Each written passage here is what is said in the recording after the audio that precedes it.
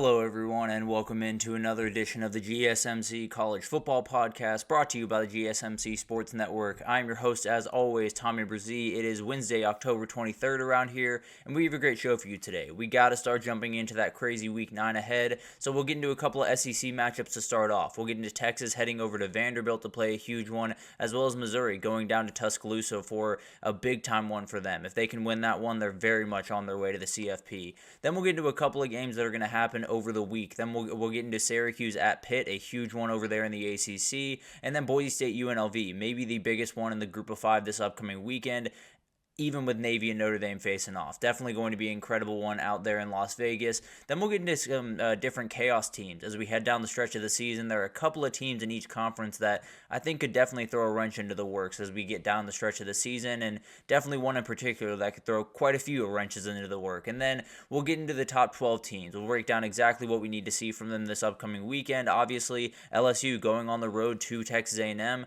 a huge one that they're going to have to respond to, and definitely some things that I want to see from that group. And then we'll just kind of finish it off with some Wednesday questions as we head into this upcoming weekend. Definitely a lot of them, including who needs the bounce back the biggest. I think there's two in the SEC that definitely need it very, very badly. But before we jump in, I do want to remind you all we get tons of questions and comments throughout the show, and the best way for you all to get your question on the screen, we can have fun back and forth here, is to use that super chat. At the bottom of the chat on the Sports Network page, you can click the $, add a question, comment you'd like, and I will definitely respond to it. It'll pop up on the screen, we can have fun back and forth here. Definitely want this to be as interactive as possible, so utilize that for sure, and we can definitely make this a little bit more fun for all of us. But let's go ahead and jump in here because we got a couple of games we got to break down in the SEC because these are two really, really interesting games. Two that could be huge in the SEC race down the stretch and could knock a couple of teams out of the CFP race if a couple of teams are not careful this upcoming weekend. But let's start with that Texas game. They're heading over to Nashville to play against Vanderbilt, and it is the second time that a team has faced Vanderbilt right after facing Georgia, and we know what the first time went. Alabama went up there and fell, and it was definitely a very, very good game from Vanderbilt. Do they bring that same energy? And frankly, they sleptwalked just a little bit throughout that the first parts of that Ball State game, and it could be that they were looking ahead to this game just a little bit. And overall, with that Ball State game, I think it's easy to look at the score and be very nervous. They were able to score on 5 of their 9 total drives, so not all that terrible. Now, they do need to turn those 3s into 7s at the end of the day because this is not an offense where you're going to be able to just put up a bunch of 3s and be able to win a game. No two ways about that. So there's a lot of different things that they're going to have to figure out. They're going to have to be better at finishing off drives against one of the better red zone defenses in the entire country. So it's going to get really interesting to see what Texas is like going into this one because obviously a really, really tough loss, a one that kind of punched you in the teeth, knocked you down, you have to kind of reset.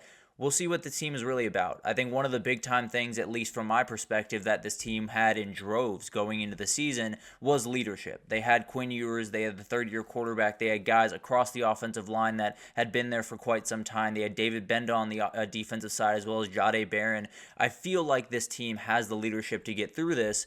We'll find out on Saturday because they're playing a really, really good team. It's one of those games that I feel like after the Bama game, people tried to kind of discount what happened on that field, partly because I think they tried to say, well, Bama's not the normal Bama, that's why they lost, or, Bama made a ton of mistakes, but Vanderbilt just outright beat them. And I hope it doesn't happen again where if Vanderbilt beats Texas, we say, oh, Texas is just terrible, or if Texas beats Vanderbilt, we just say, oh, Vanderbilt's just not the team that we thought they were.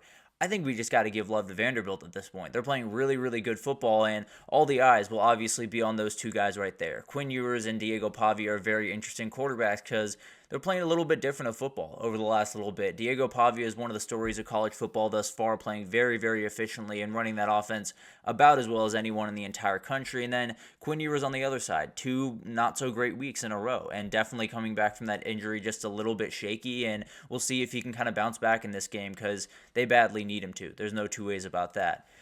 And then we got to get into Jaden Blue. I think this is definitely a player to watch. He was one of those guys that in the Georgia game just didn't get the ball very often. And a lot of that was circumstantial with the way the game kind of got away from Texas early on. A lot more passing that had to be done and a lot of sacks that came from that. But at the end of the day, I think Jaden Blue is one of those players that you got to get the ball in his hands, especially out in space. He is so hard to deal with. And I think he's one of those guys that if you're playing a Vandy team that likely is just going to try to take away that big throw like Georgia did early on in that game, game and then just trusted their front seven to get there. It's one of those things that you're going to have to hit the underneath route. You're going to have to hit the dump off and then let him make plays, and this guy can absolutely make plays after the catch.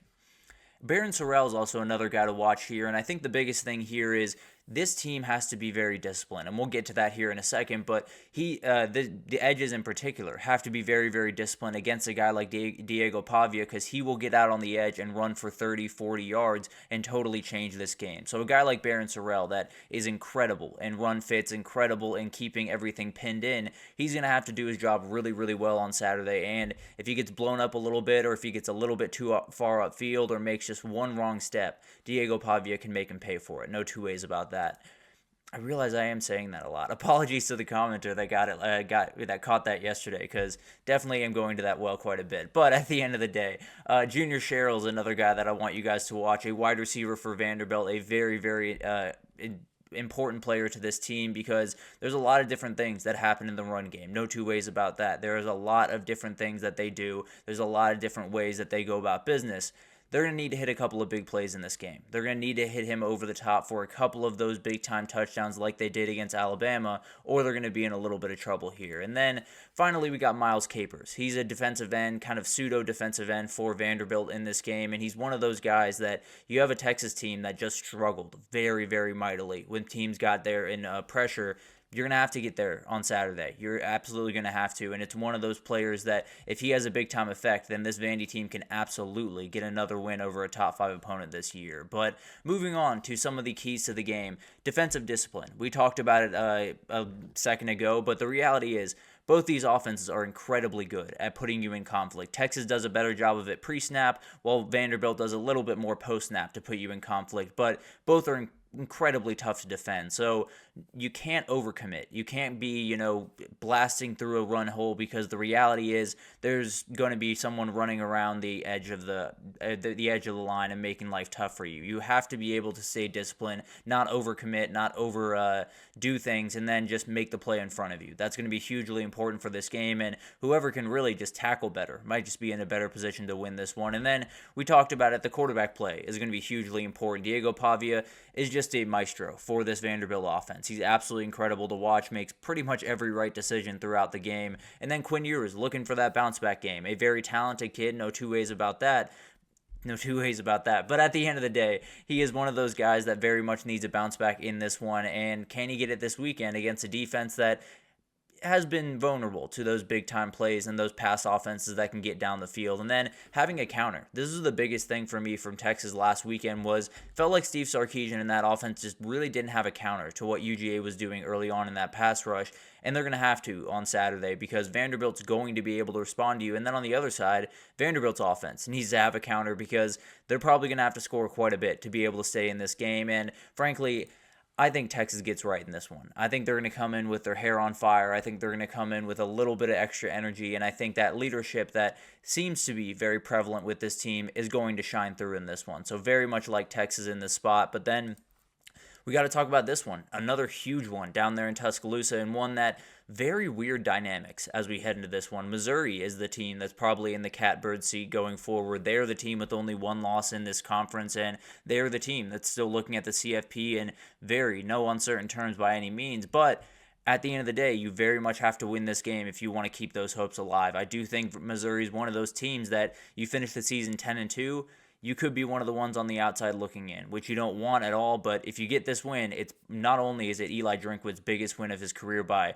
probably a mile, but it is also a win that puts you in just remarkably good position to possibly make an SEC, at least a CFP run. But the big question I have here is, how healthy is Jalen Milroe? How healthy is he? Is he close to 100%? Is he closer to 80, 70%? Because they're going to need his legs in this game, and I'll talk about that here in a second, because they're going to try to take some pressure off him, but they haven't been able to yet.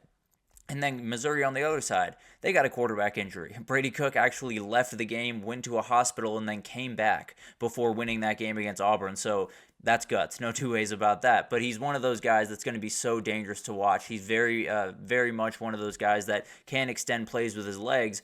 are they comfortable doing that with him on Saturday? Is that something that they feel good about, or is that something that they're going to shy away from just a little bit? And then Marcus Carroll and maybe Nate Noel, we'll find out about that a little bit later in the week. We'll see what they can do on that front as well. And then Missouri is just right in the mix. I think this is one where if you lose, there's a reality where you're taken out of the SEC race, and there's a reality where you're taken out of the CFP race, honestly. And then on the other side, Alabama could be out of the CFP race before November starts. That would be absolutely incredible and be one of the craziest turns of events in this season. But the way they're playing right now wouldn't be all that crazy to watch, I'll be totally honest. But a couple of players to watch in this game. I think Mookie Cooper is a hugely important guy because obviously Luther Bird and Theo Weiss, they're absolute dudes. Mookie Cooper is a guy that can change the game in 1 second. And really, all those guys can. No two ways about that. But I do think he is someone that absolutely can make tons of plays after the catch and be just a load to deal with for that back end that is susceptible at times, no doubt that they can absolutely get beaten over top, and we'll see what happens with that one, but I think Mookie Cooper is one of those players that can do that. And then you got Chris McClellan, a very important player on the interior of that defensive line for Missouri. Alabama hasn't been able to run the ball very effectively, and the reality is, if they can't in this game, it's going to be really, really tough sledding as it was in the Tennessee game, so Chris McClellan, can you stop the run? If they can stop the run on the interior, then I don't know what Alabama's going to be able to get going unless Jalen Milroe can put on a Superman cape once again this year. And then we got Justice Haynes. This is a very interesting stat that I actually heard from Josh Pate, I believe yesterday, when he was talking about this game. He said Justice Haynes and Jamarian Miller have not totaled together 70 yards in an SEC game. That is absolutely insane and something that cannot happen going forward, especially with a dinged-up Jalen Milroe. So definitely something to watch there. And then Jahad Campbell's a very interesting one because I don't necessarily think he plays into what Missouri does all that often or anything like that. I just think he's such a dynamic player in this game that when you have a team like Missouri that is going to be able to hurt you in quite a number of different ways with all the weapons that they have, that rangy linebacker becomes that much more important. So him, as well as the nickel on this team, whether it's, Devontae Smith or someone else, hugely important in this game just to kind of plug up all the gaps that are going to be there at some point.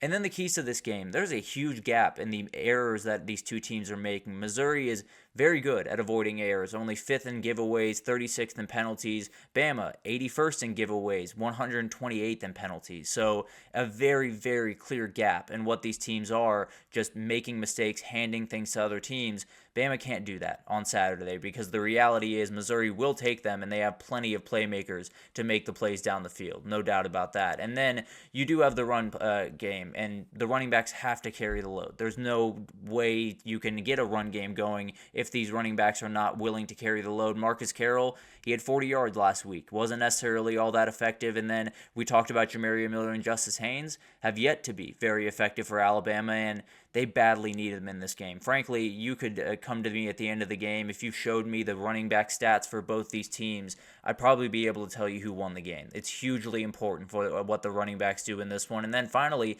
Bama's headspace. They are officially on thin ice, and frankly, they could be out of it by now. I don't really know how everything's going to shake out with all of the craziness happening up top, so it's one of those things that you got to win out, no doubt, and you're going to have to be able to handle that, and Missouri is not necessarily an easy team to deal with. They're going to have to come in with their hair on fire, and again, we're going to learn the mental toughness of this team. It's failed a couple of times before. Can it succeed this upcoming Saturday?